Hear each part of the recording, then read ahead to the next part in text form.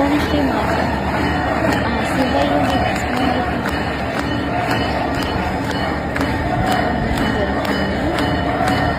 చూడడానికి చాలా మంది తెల్లవారుజామున 2ంటికి వెళ్ళాల్సి వస్తుంది హారతి చూడడానికి. హరసిద్ధి టెంపుల్లో లైటింగ్స్ నైట్ టైం మిస్ అయ్యానని చెప్పాను కదండి, లాస్ట్ ఇయర్ పెట్టుకుంటే అప్లోడ్ చేస్తున్నాను. ఇది నైట్ టైం బాగా చాలా స్పీడ్గా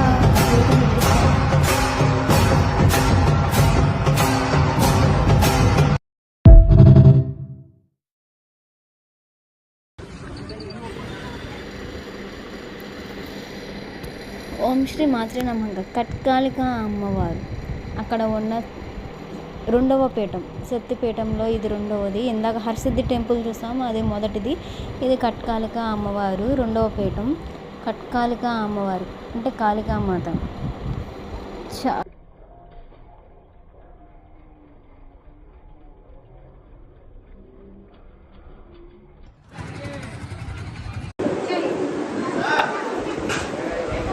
కట్కాలిక అమ్మవారు